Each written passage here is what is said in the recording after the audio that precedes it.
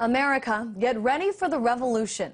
Patriot groups are on the rise. A new report out of the Southern Poverty Law Center shows a 244% jump in these new groups. But how dangerous are these people? And are they really anti-government? Here to answer these questions and more is Jim Stachowiak, host of American Resistance Radio. Hey there, Jim. The SPLC characterizes these groups as people who engage in groundless conspiracy theorizing or advocate or adhere to extreme anti-government doctrines. Now, you say that you've been targeted by them. Do you fit into this category?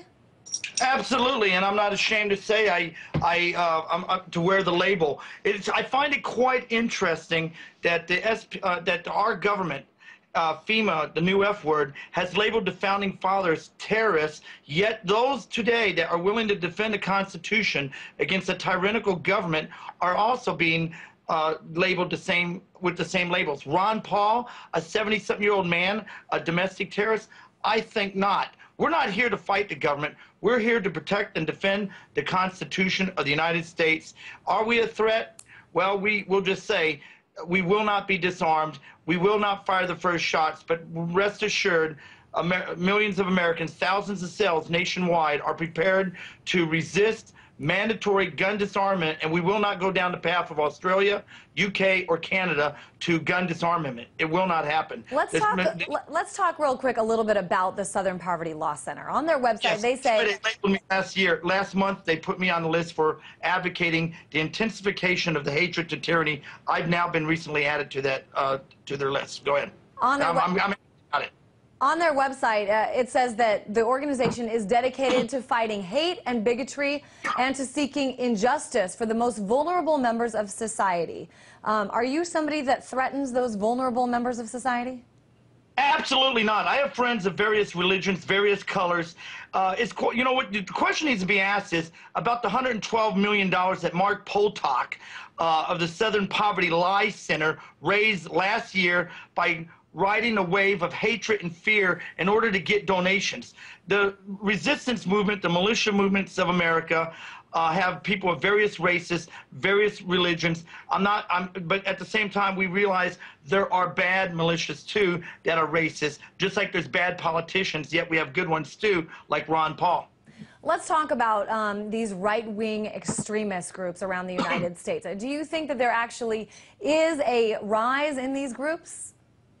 Absolutely, because, you know, what Americans are realizing is that it's not in D.C. We're finally realizing, as James Madison said, that the ultimate authority resides in the people, and that if the federal government gets too powerful and oversteps its authority, then the people would develop plans of resistance and resort to arms. And when a government betrays the people by amassing too much power, by becoming tyrannical, we the people will have no choice but to exercise the original right of self-defense to fight the government, and that's Alexander Hamilton.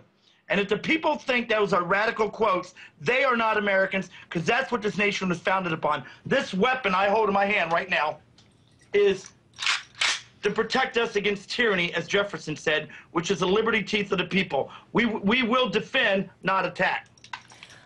How did you feel? I mean, you said that the SPLC has actually targeted you. What was your reaction to that when you found out that you were sort of on the list?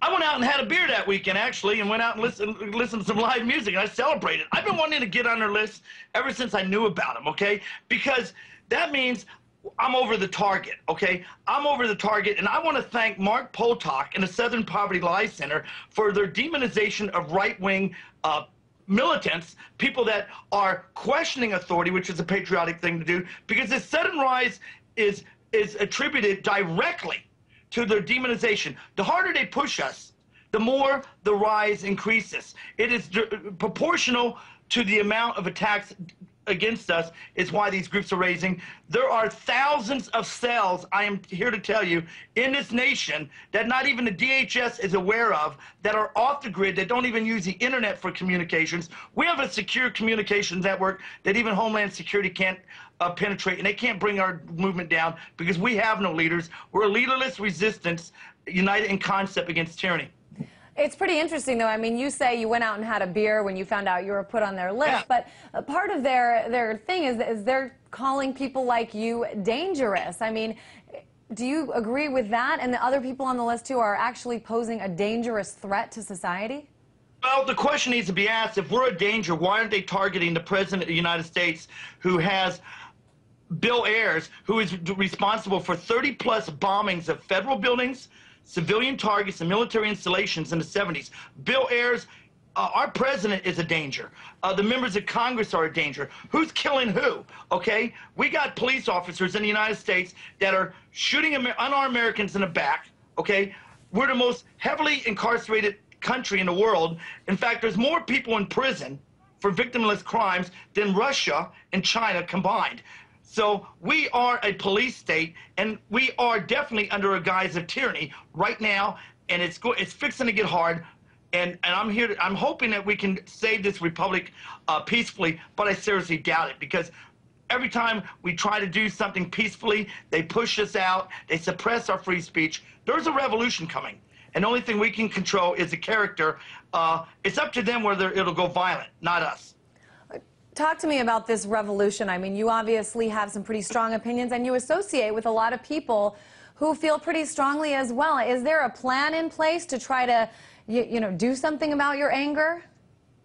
Well, absolutely there's a plan. And our plan is to support all political means and to exhaust all political means, such as the Continental Congress that Bill Schultz had convened a few months ago, and still pass out leaflets, flyers, educate the public with DVDs. As long as we are able to gather in the streets and distribute our communication, have shows like me talking to you, then it won't go violent. But the day they shut down our free speech is the day the revolution will go violent, or the day they decide to disarm us, that it'll go violent. Because rest assured, the actions of the past that result in various consequences repeated today will have the same consequences. All right, Jim Stachowiak, thanks so much for joining us.